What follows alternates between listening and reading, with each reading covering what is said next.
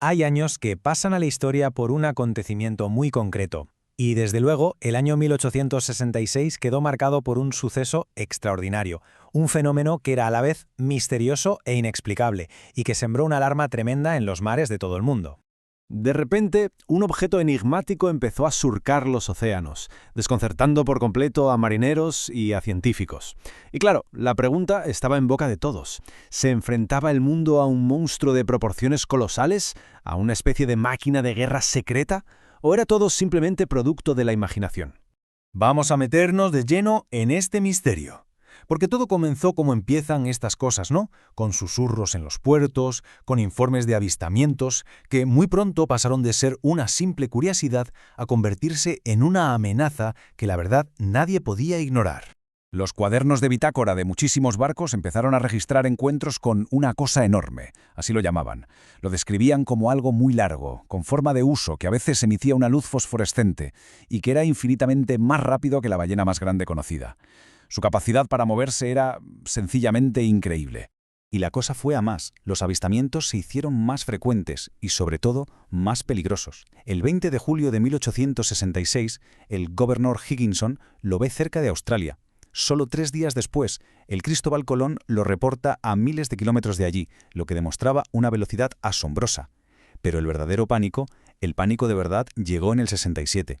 El Moravian chocó con lo que pensaron que era una roca, y poco después el famoso buque Scotia sufrió un impacto que lo cambiaría absolutamente todo. Cuando analizaron los daños del Scotia, se quedaron de piedra. No era un simple golpe, no. Los ingenieros descubrieron una brecha triangular perfectamente limpia en una plancha de acero de 4 centímetros de grosor, como si la hubiera hecho un taladro. Esto sugería que el objeto no solo había golpeado con una fuerza brutal, sino que se había retirado con un movimiento mecánico, algo que, claro, era inexplicable para un animal. Con las rutas marítimas en peligro y el comercio mundial amenazado, la opinión pública exigió una respuesta contundente. Y así fue como nació la misión de la fragata estadounidense Abraham Lincoln. Su objetivo era muy claro: cazar y destruir a esa criatura. En ese momento el mundo estaba dividido. Por un lado estaban los naturalistas y gran parte del público que se inclinaban por la idea de un monstruo marino desconocido. Por otro, los más pragmáticos sospechaban de un submarino de guerra, una especie de arma secreta. Pero esta última idea se acabó descartando. A ver, ¿qué gobierno podría construir semejante maravilla en secreto? Ninguna nación lo admitió y se consideró imposible que un proyecto así escapara al espionaje de la época. Y aquí es donde entra en escena nuestro protagonista, el profesor Pierre Aronnax, del Museo de París. Un experto de renombre mundial en biología marina, autor de un libro de referencias sobre las profundidades del océano. Como es lógico, su opinión era la más solicitada de todas. La prensa lo acorraló y Aronnax finalmente publicó su análisis. Su lógica, si lo pensamos, era impecable. Si no era una máquina, tenía que ser un animal. Y el único animal conocido con un arma perforante parecida era el narval. Así que su conclusión, que fue aceptada por casi todo el mundo, fue que se enfrentaban a un narval de tamaño colosal, un unicornio marino con una fuerza y un arma jamás vistas. Esta teoría fue la que consolidó la decisión de actuar, y solo 3 horas antes de que la fragata Abraham Lincoln zarpara del puerto, el profesor Aronnax recibió una carta oficial. Era una invitación del gobierno de Estados Unidos para unirse a la expedición como representante de la ciencia francesa, y él, por supuesto, aceptó sin dudarlo. Ojo, el equipo que se reunió era formidable. La fragata Abraham Lincoln era de las más rápidas de la Marina. Al mando, el comandante Farragut, un hombre que no concebía el fracaso. Y a bordo, el arma secreta de la expedición, Ned Land, un arponero canadiense que era una auténtica leyenda. Se decía que no había nadie mejor que él. Si alguien podía cazar a ese monstruo, era él. Y así, con todo listo, comenzó la caza. Pero claro, el océano es inmenso, y el monstruo, pues, resultó ser bastante esquivo. Pasaron las semanas, y las semanas se convirtieron en meses. Durante 3 largos y monótonos meses, el Abraham Lincoln peinó los mares del Pacífico. La tripulación, que al principio estaba llena de entusiasmo, empezó a caer en el desánimo. El fervor inicial se transformó en una frustración enorme. El resultado de su incansable búsqueda era, pues eso, nada, ni un solo rastro del monstruo. El océano parecía un desierto sin fin y la moral de la tripulación estaba, la verdad, por los suelos. La expedición olía a fracaso total. Justo cuando la tripulación estaba a punto de amotinarse, el comandante Farragut, que era un hombre increíblemente terco, pidió un último plazo. Solo 3 días más de paciencia. Si en ese tiempo no encontraban nada, daría la orden de regresar. La tensión a bordo era máxima. Y entonces, justo entonces, cuando toda esperanza parecía ya perdida, llegó el momento que lo iba a cambiar absolutamente todo. Y en la noche del último día de plazo, un grito rompió el silencio de la cubierta. A lo lejos, una luz fosforescente, intensa, casi eléctrica, brillaba en la oscuridad. Era él, no cabía la menor duda, tenía que ser él. La persecución fue frenética. El Abraham Lincoln forzó sus máquinas hasta el límite, alcanzando más de 18 millas por hora. Pero la criatura mantenía el ritmo como si nada, sin el menor esfuerzo. Parecía que estaba jugando con ellos. Era frustrante y, para qué negarlo, hasta humillante. Tras horas de persecución, la criatura se detuvo de repente y se giró hacia ellos. El comandante Farragut ordenó el ataque final, pero fue el monstruo el que embistió. Se sintió un choque brutal y el grito desesperado del timonel retumbó en la cubierta. La hélice y el timón están rotos. La fragata quedó inutilizada, a la deriva. La violencia del impacto fue tan descomunal que el profesor Aronnax salió despedido por la borda. Su fiel criado Conseil, sin pensárselo 2 veces, saltó al agua tras él. Y poco después, en medio de la confusión, el arponero Ned Land también cayó al mar. Ahí estaban los 3, perdidos en la inmensidad del océano, cuando sus fuerzas ya estaban a punto de agotarse. Y de repente encontraron un refugio inesperado, una superficie sólida y oscura a la que pudieron subir. Al principio pensaron que habían aterrizado en el lomo del mismísimo monstruo. Estaban agotados, pero vivos. Aronnax seguía convencido de que estaba sobre la piel de una criatura marina. Pero entonces Ned Land, que era un hombre de acción, golpeó la superficie con el pie, y la verdad, una verdad que parecía imposible, quedó al descubierto. Se giró hacia el profesor y le dijo: «Mi arpón se melló por una razón, porque esta bestia, señor profesor, está hecha de acero». El monstruo que había aterrorizado los mares, la criatura que habían estado cazando sin descanso, no era un ser vivo. Era, en realidad, un fenómeno todavía más asombroso, una auténtica maravilla de la ingeniería humana, un barco submarino. Y así, de repente, un gran misterio se resolvía, pero solo para dar paso a uno mucho, mucho mayor. La pregunta ya no era qué surcaba los océanos, sino quién. ¿Quién estaba al mando de esa increíble máquina y cuáles eran sus verdaderas intenciones? Ese era el verdadero enigma que estaba a punto de comenzar. Imaginemos la escena. Estás en medio del océano. Te acaban de lanzar por la borda y cuando crees que todo está perdido, te rescata una nave. Una nave todavía más extraña que el supuesto monstruo marino que ibas persiguiendo. Pues esa es exactamente la situación del profesor Aronnax, su criado Conseil y el arponero Ned Land. Acaban de ser capturados a bordo de una maravilla de la tecnología que es al mismo tiempo una prisión de acero. Y desde el primerísimo momento, las reglas quedan terriblemente claras. El comandante del submarino, el misterioso capitán Nemo, les suelta esta frase y les sella el destino. O sea, no son invitados, no, son prisioneros. Pero, ¿prisioneros en una simple celda o en un mundo de descubrimientos que nadie ha visto jamás? Esa es la gran pregunta que lo va a cambiar todo para ellos. La bienvenida, desde luego, no es nada cálida. Los arrastran por una escalera de hierro y los tiran directamente a un calabozo. ¡Pum! La escotilla se cierra de golpe y los deja en una oscuridad total, una oscuridad tan profunda que, como dice el propio Aronnax, ni la noche más cerrada se le puede comparar. El miedo es absoluto. Están atrapados en las entrañas metálicas de una bestia desconocida. Y entonces, por fin, se ven cara a cara con él, con el capitán Nemo. Y no es un monstruo, es un hombre con una calma y una autoridad que imponen muchísimo. Les explica la situación. Ha sido el destino el que los ha traído hasta allí. Y bueno, serán libres a bordo, pero hay una condición que no se negocia. Tendrán que aceptar que los encierren de vez en cuando sin hacer preguntas, para proteger sus secretos. Y lo más importante es que no pueden elegir. Pero de repente todo da un giro. Nemo reconoce al profesor Aronnax por sus investigaciones sobre los fondos marinos y ve en él a un igual, a otro científico. Y la prisión empieza a parecerse más a un santuario del saber. Nemo le hace una oferta. Le mostrará el país de las maravillas, le dará acceso a un conocimiento sin igual, a cambio, claro, de su libertad. Y la primera revelación es sencillamente alucinante. Nemo lleva a Aronnax a la biblioteca del Nautilus. Y a ver, no es una salita con 4 libros, es un auténtico templo del conocimiento humano, con estanterías de maderas preciosas y unos divanes súper cómodos.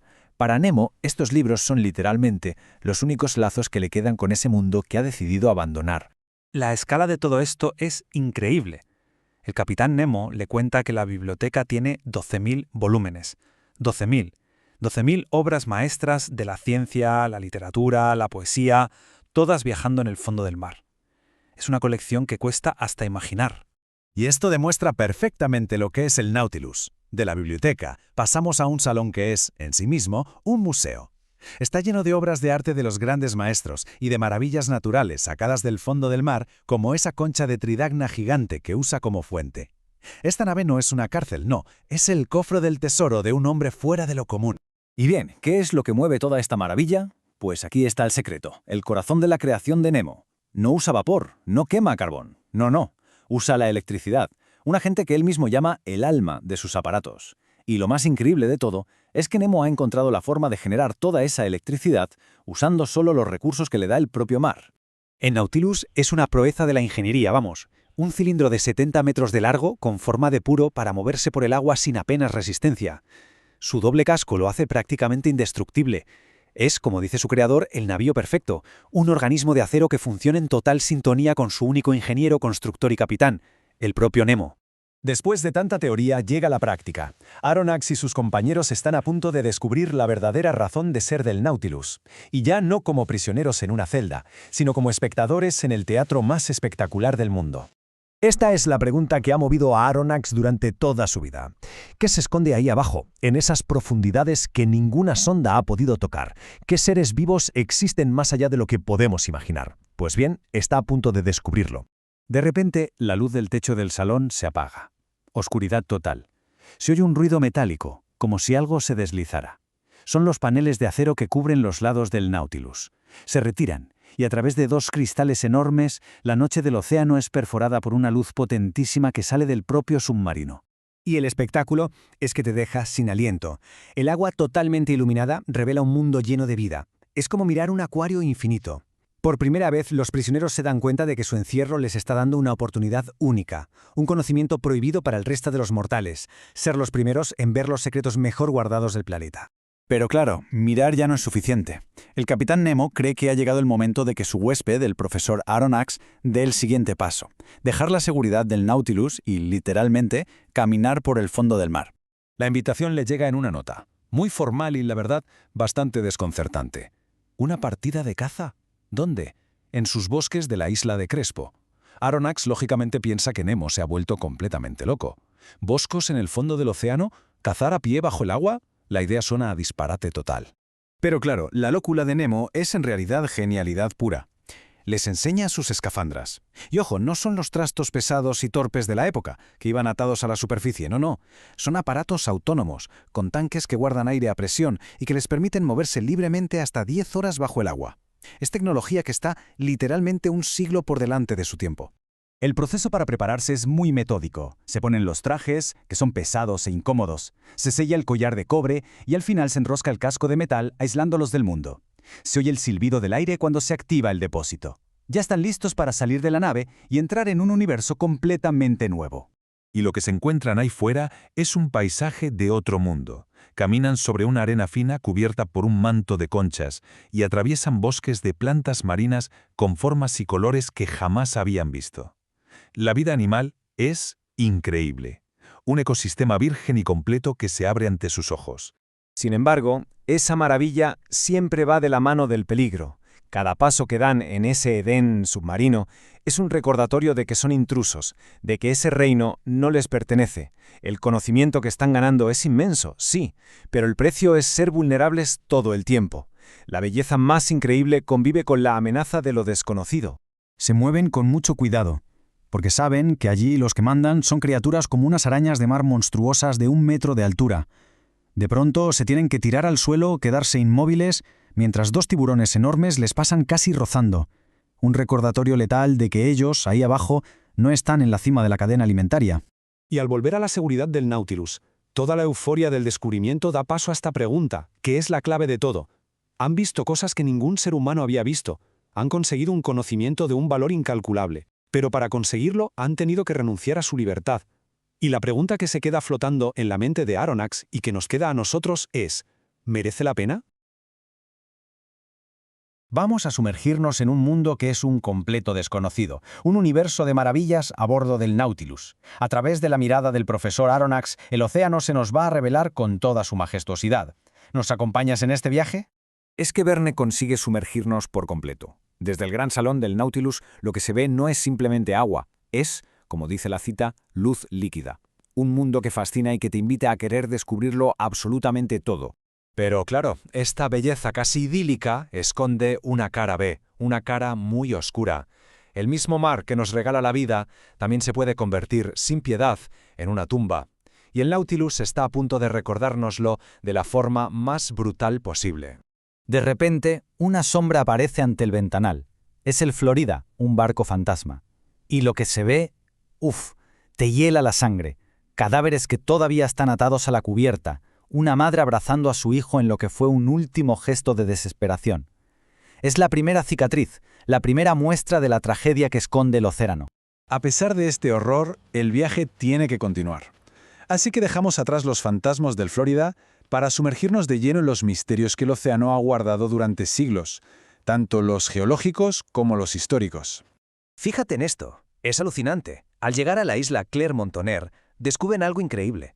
Esta isla no la han creado volcanes, no, la han construido estos seres diminutos, las madréporas. Durante siglos han levantado literalmente islas desde la nada. Lo que vemos como tierra firme es en realidad el legado de millones de vidas microscópicas.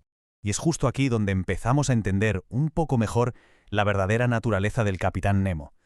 Su viaje no es de conquista, sino de conocimiento. No busca tierra, busca respuestas a los enigmas que la historia ha hundido bajo el mar. Y el siguiente es uno de los más grandes de la navegación. Imagínate, durante décadas todo el mundo se hizo la misma pregunta. ¿Qué demonios pasó con la expedición de la Perús? 2 barcos, desaparecidos sin dejar ni rastro. Se convirtió en una obsesión para Francia y para los exploradores. Las pistas aparecían con cuentagotas a lo largo de 40 años, hasta que por fin se encontró el lugar del desastre. Y entonces Nemo nos deja a todos con la boca abierta, porque no es solo que sepa dónde fue el naufragio, es que ha estado allí. Y no solo eso, es que encontró el último diario de a bordo. Tiene en sus manos la respuesta final al misterio que atormentó al mundo. El Nautilus no es un submarino, es una máquina del tiempo, un archivo de secretos perdidos. Pero claro, esta sensación de poder, de que el Nautilus es invencible, está a punto de chocar de frente con la realidad. A veces la naturaleza es mucho más fuerte que cualquier tecnología, y la confianza de Nemo se va a estrellar contra los arrecifes de coral. Pasa lo que tenía que pasar. Un error de cálculo, un golpe seco y el Nautilus queda atrapado, inmóvil, vulnerable. Y lo más desconcertante de todo es el plan de Nemo. ¿Cuál es? Ninguno. Esperar. Esperar a que la luna, el astro que gobierna las mareas, venga a rescatarle. Para un hombre de acción como él, es una decisión que nos deja llenos de preguntas. Claro, esta parada forzosa saca a relucir las tensiones a bordo. Para Aronnax, es una pausa en su viaje de descubrimiento. Pero para el arponero Ned Land, esa isla que ve ahí cerca, Gueboroar, es muchísimo más que tierra. Es la promesa de libertad, de aire fresco, de carne de verdad. La vida que siente que le han quitado. Al final la tentación es demasiado fuerte. Aronnax, Conseil y un Ned Land eufórico desembarcan. Y vaya si lo aprovechan. Carne fresca, frutas, Conseil hasta captura un ave del paraíso. Por un instante vuelven a ser libres. El problema es que no están solos en la isla. Y de la nada, aparecen los nativos de Papuasia. Lo que era una expedición pacífica se convierte en una huida desesperada. Tienen que correr hacia la canoa bajo una lluvia de flechas y piedras, cargando con todo lo que habían cazado. La isla paradisíaca acaba de enseñar los dientes. Mientras tanto, los nativos rodean el Nautilus, pero Nemo ni se inmuta. No usa armas, no derrama sangre, usa tecnología pura. Cuando intentan abordar el submarino, ¡zas!, una barrera eléctrica invisible los repele. Es una defensa tan eficaz como despiadada que demuestra la abrumadora superioridad de Nemo y su desprecio por la violencia convencional. Una vez se libran del arrecife, el viaje se adentra en un territorio mucho más profundo, el del alma del propio Capitán Nemo. Este hombre que se ha apartado del mundo, que parece despreciar a la humanidad, está a punto de revelar una contradicción que lo define por completo. Pero antes de seguir, hay una parada, un momento de una belleza increíblemente solemne. El Nautilus nos lleva a un funeral submarino. Un tripulante ha muerto, y su tumba es este impresionante cementerio de coral. Es el lugar donde el propio Nemo espera descansar algún día, un reino de paz eterna, muy lejos del mundo que tanto odia. Y de la quietud de la muerte pasamos a un lugar donde los humanos arriesgan la vida a diario por dinero. El Nautilus llega a Ceilán, a los famosos bancos de perlas de Manaar, un sitio donde la belleza tiene un precio altísimo. A través del cristal observan a un buceador. Es un hombre que se sumerge una y otra vez, aguantando la respiración hasta el límite, y todo por la remota posibilidad de encontrar una perla. Es una lucha solitaria y desesperada por la supervivencia. Y de repente, la escena se tensa.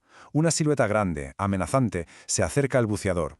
Él, concentrado en su trabajo, no se da cuenta del peligro mortal que se le viene encima. Un tiburón, y es enorme. Y entonces ocurre lo impensable. El capitán Nemo, el hombre que ha renunciado a la humanidad, el que la ve como su enemiga, sale del Nautilus cuchillo en mano y se lanza a una lucha cuerpo a cuerpo contra el tiburón para salvar al buceador. Arriesga su propia vida por un completo desconocido. Es que no tiene sentido, ¿verdad? A pesar de su exilio, de su odio, de su aislamiento, el instinto de proteger a un oprimido, de salvar una vida, resulta ser más fuerte. La humanidad que Nemo intenta enterrar en el fondo del mar sigue, de alguna forma viva, dentro de él. Así que nos enfrentamos a la mayor de las contradicciones, un misántropo que se convierte en héroe, un recluso que actúa como un salvador. Y esta acción nos obliga a preguntarnos, más allá del genio y del monstruo, ¿quién es en realidad el capitán Nemo? Hay viajes y viajes, pero pocos de verdad son tan legendarios como este.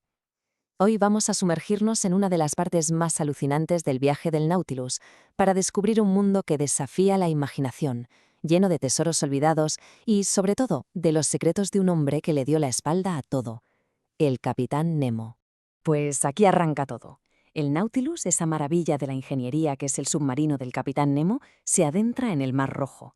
Y a bordo, claro, van sus invitados forzosos, el profesor Aronnax, su ayudante Conseil y el arponero Ned Land. Están a punto de vivir un capítulo trepidante, uno que va a poner a prueba todo lo que creían saber sobre el mundo. Y lo primero que se encuentran en el Mar Rojo no es un peligro, no, es una oportunidad. De repente aparece una criatura legendaria que despierta el instinto más primario de uno de nuestros protagonistas, el del maestro arponero, Ned Land. A ver, hay que ponerse en la piel de Ned Land. Es un hombre de acción, un cazador, y el cautiverio en el Nautilus lo está matando de aburrimiento.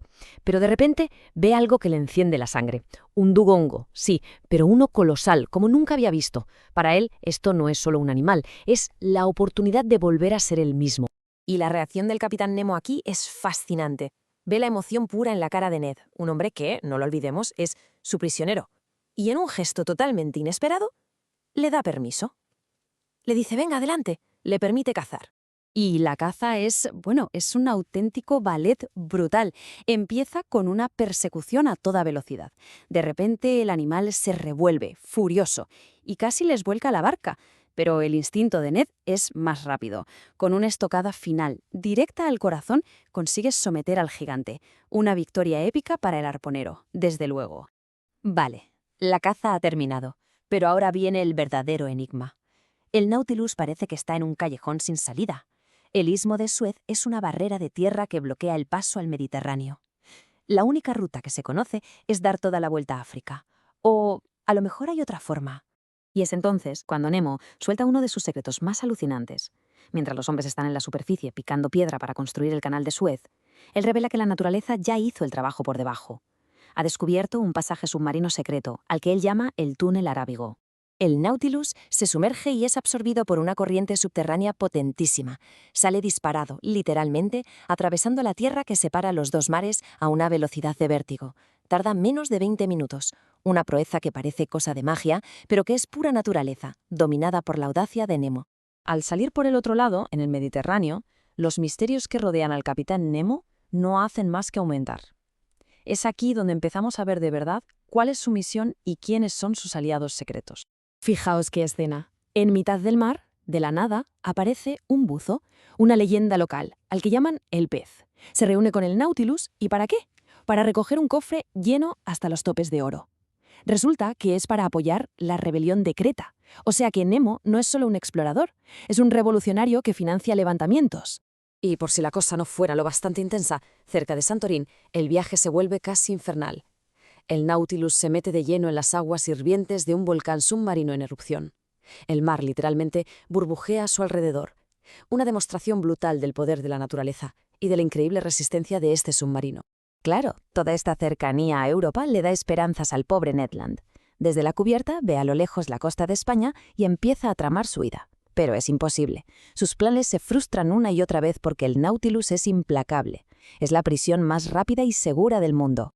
Y ahora Nemo cambia de tercio. Su siguiente destino no es una maravilla de la naturaleza, sino un cementerio de la historia, la Bahía de Vigo, en España, el lugar donde una flota del Tesoro española se fue a pique hace siglos. Nemo les cuenta la historia.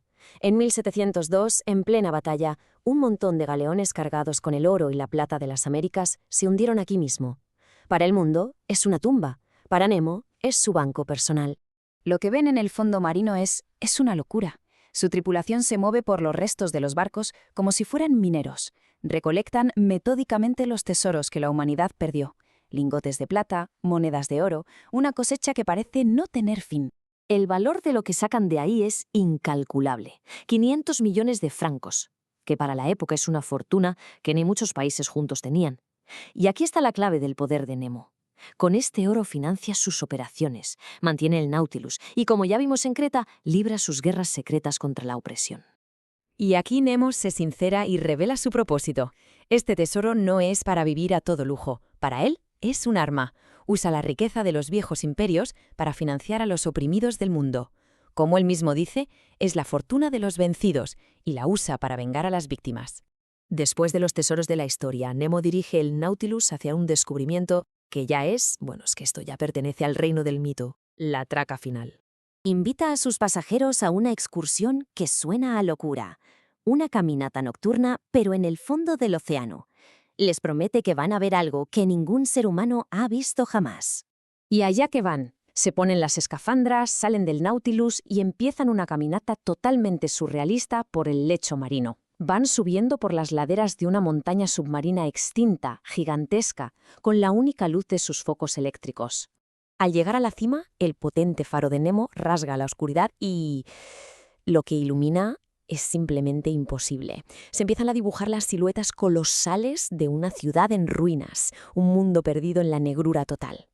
Y ahí está, silenciosa, majestuosa y real. Ante sus ojos se extienden las ruinas del continente perdido, la Atlántida. No es una leyenda, es una realidad, el secreto mejor guardado del océano, y el capitán Nemo es su único guardián. El descubrimiento de un mundo mítico confirma lo que ya sospechábamos. Nemo es el dueño absoluto del mar. Pero claro, esto te deja con una pregunta flotando en la cabeza. Si la Atlántida es real, ¿qué otras maravillas o qué otros terrores puede tener ocultos en su misterioso reino submarino? Hoy nos vamos de viaje, pero no a un viaje cualquiera. Nos vamos a sumergir en una de las aventuras más extraordinarias y alucinantes de la literatura, la conquista del Polo Sur a bordo del Nautilus. Vamos a seguir al capitán Nemo en una expedición que nos va a mostrar lo mejor de su genialidad y también su lado más brutal. Es que esta es la gran pregunta, ¿no? No hablamos solo de un viaje, hablamos de una conquista, de ir a un lugar que te va a poner a prueba hasta el límite, un lugar donde la propia naturaleza parece decir, hasta aquí has llegado. El viaje que estamos a punto de revivir es sencillamente épico. Pero claro, antes de ir a por el premio gordo, los hielos del sur, el capitán Nemo tiene que hacer algo. Tiene que probar su máquina. Y para eso decide llevarla al único lugar que está a su altura, el abismo más profundo y oscuro del océano. Y con esta frase, busquemos el fondo del océano. Lo dice todo. A Nemo no le vale con navegar por la superficie, no. Él quiere ser el dueño absoluto de los mares, de arriba a abajo. Es una demostración de poder, de una confianza, casi de una arrogancia total en su creación, el Nautilus. Y lo consigue. Vaya si lo consigue. Hablamos de 16.000 metros de profundidad. Ojo, que son 4 leguas bajo el mar. Es un descenso a la oscuridad total, a un mundo donde se supone que no hay vida. Una auténtica locura, algo que simplemente no entraba en la cabeza de nadie en esa época. Ahora, para que nos hagamos una idea de lo que significa eso, pensemos en la presión. 1.600 kilos por cada centímetro cuadrado del casco. 1.600 kilos. Las planchas de acero crujen, los tabiques gimen, pero el Nautilus aguanta, sólido como una roca. Es una proeza de ingeniería que te deja sin palabras. Vale, ya ha demostrado que su tecnología es imbatible, pero ahora viene la fuerza bruta. Después de tocar el abismo, el Nautilus se va a encontrar con los verdaderos monstruos del océano, y la cosa se va a poner muy, pero que muy fea. La escena es de película. De repente, el Nautilus emerge y se encuentra en medio de un grupo de ballenas francas, animales enormes pero pacíficos que están huyendo despavoridas. ¿Y de quién huyen? Pues de una manada de cachalotes, descritos como bestias terribles, crueles, que se preparan para la matanza. Y aquí es donde vemos la otra cara de Nemo, la cara más oscura. Sin pensárselo 2 veces, se erige en juez y verdugo. Y su justificación es: él adora. No se trata de salvar a las ballenas por compasión, no. Se trata de exterminar a los cachalotes porque para él son una plaga que hay que erradicar. Y lo que viene después es, bueno, la palabra lo dice todo, una carnicería. El Nautilus deja de ser un submarino y se convierte en un arma, un arpón de acero de tamaño colosal. Se lanza contra los cachalotes, los embiste, los parte por la mitad. En nada de tiempo, el mar es un baño de sangre, una demostración de poder absolutamente aterradora. Y justo después de esa masacre brutal, pasa algo que te deja completamente descolocado. Nemo ordena a la tripulación que saque leche de una de las ballenas muertas para las reservas del barco. Esto es Nemo en estado puro. Un pragmatismo que roza lo macabro. El océano le da la vida y él se la quita a quien haga falta para conseguirla. Bien, después de esa demostración de fuerza, y ya habiendo dejado atrás el Ecuador, el Nautilus por fin pone rumbo a su objetivo final, el gran desafío, el lugar más remoto e inaccesible del planeta, el Polo Sur. El viaje hacia el sur es un aumento constante de la tensión. Cada día que pasa, el paisaje es más blanco, más hostil, el frío se te mete en los huesos, hasta que al final, ¡zas!, se topan con el muro, la gran barrera de hielo antártica. Para cualquier otro barco sería el final del camino, pero claro, el Nautilus no es cualquier otro barco. Y aquí es donde Nemo suelta una de sus frases más memorables. Ante lo que parece un callejón sin salida, su solución es tan simple como demencial. No por encima, señor profesor, no por encima, sino por debajo. O sea, si no podemos pasar por arriba, pasamos por debajo de todo el continente helado. Una locura genial. Imaginaos la situación, días enteros navegando a ciegas bajo cientos de metros de hielo. Un silencio sepulcral. La tensión debe de ser insoportable. Y de repente lo consiguen, rompen la capa de hielo y emergen en un mar abierto y en calma. Han hecho lo imposible, están en el mar del Polo Sur. Desembarcan en tierra firme, un continente virgen, un mundo helado donde los únicos habitantes son focas y pingüinos. Y ahí, en lo alto de una roca, Nemo se detiene y recita uno por uno los nombres de todos los grandes exploradores que lo intentaron y fracasaron. Y entonces planta su bandera, una bandera negra. No conquista el polo para un país, lo conquista para sí mismo. Es el culmen de su vida de aislamiento y poder. Pero la gloria, como siempre, dura poco. Muy poco. En el punto más alto de su triunfo, todo se tuerce, la celebración se acaba de golpe y el viaje de vuelta se convierte en una auténtica pesadilla. La naturaleza, a la que acaba de desafiar, le devuelve el golpe. Un iceberg gigantesco se da la vuelta y se derrumba, sellando el túnel por el que habían entrado.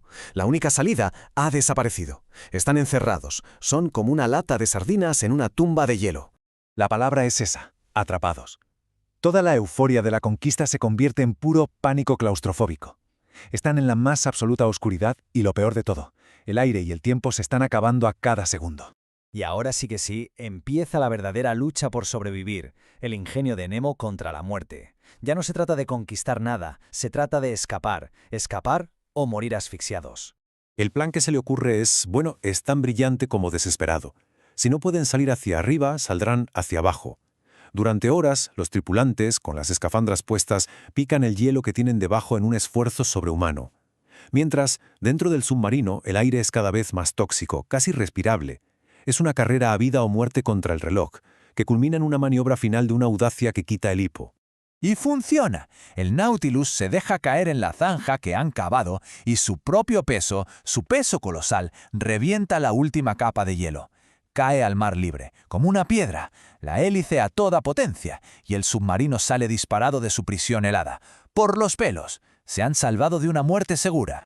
Y este episodio increíble nos deja con la gran pregunta: ¿quién es el Capitán Nemo?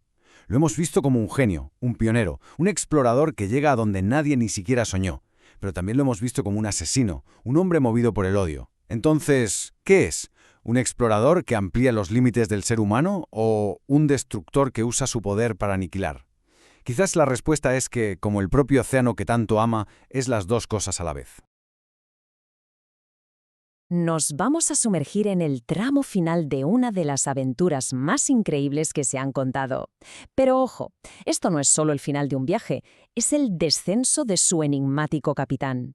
Vamos a ver de cerca la oscura transformación del Capitán Nemo y cómo el hombre que creó una auténtica maravilla tecnológica se convirtió, poco a poco, en su propio monstruo. Pues esta es la pregunta que lo define todo en los últimos días a bordo del Nautilus. Es que a través de lo que pasó se nos revela la figura tan compleja y trágica del Capitán Nemo, un hombre que al final huyó del mundo de los hombres solo para tener que enfrentarse a los demonios que llevaba dentro. Venga, empecemos. Después de meses a bordo, lo que era una maravilla, el Nautilus, se ha convertido en una especie de prisión dorada para el profesor Aronnax y sus compañeros.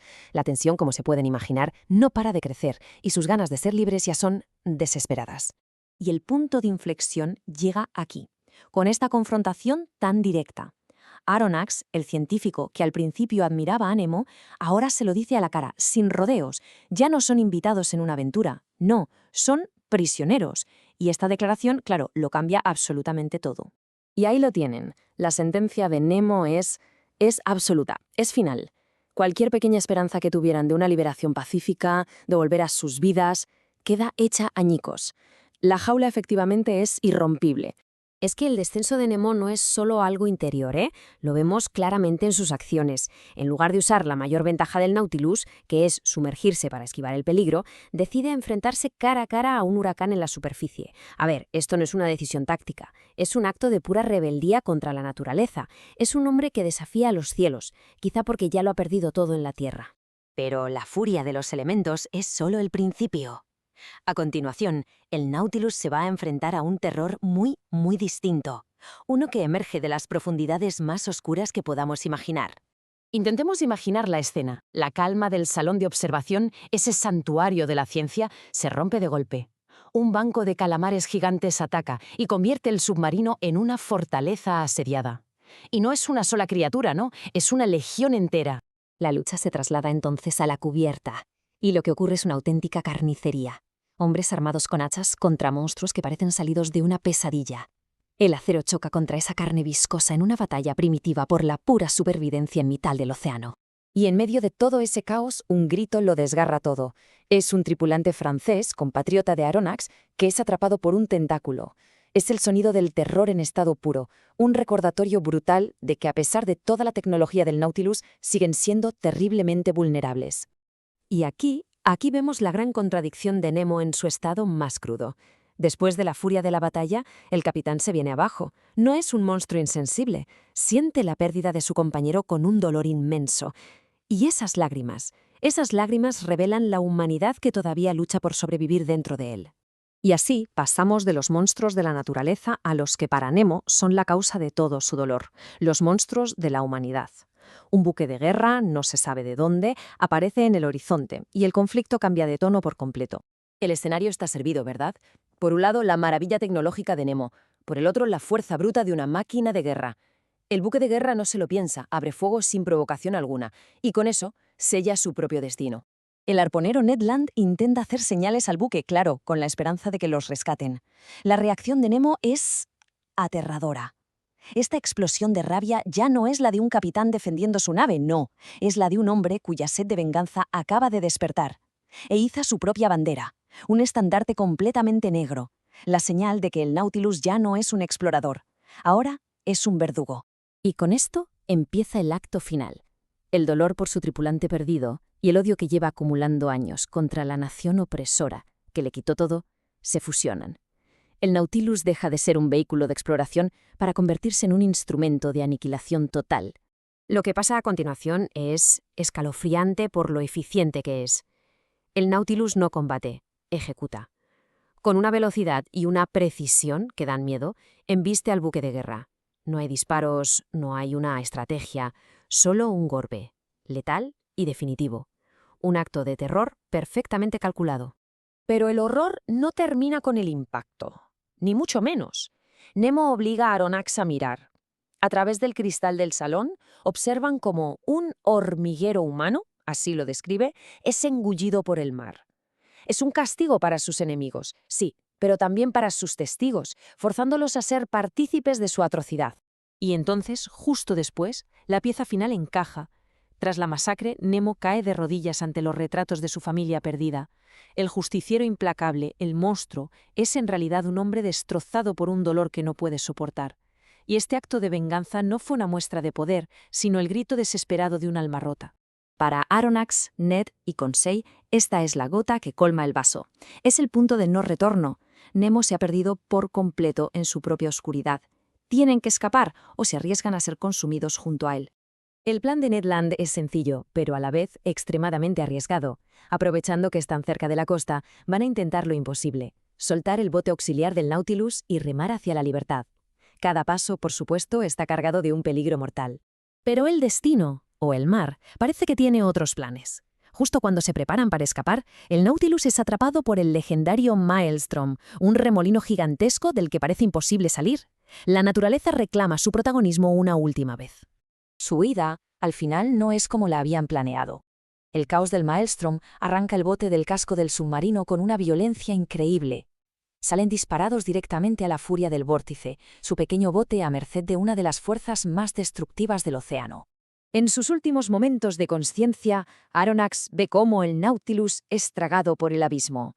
¿Se rindió Nemo a su destino? ¿Luchó hasta el último aliento? No lo sabemos. Solo quedan 3 hombres, supervivientes de milagro, y un misterio insondable. Y así nos quedamos, con esta pregunta flotando en el aire.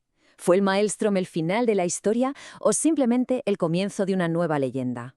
El destino del genio, del monstruo y del trágico héroe de las profundidades parece que permanecerá para siempre como uno de los grandes secretos del océano.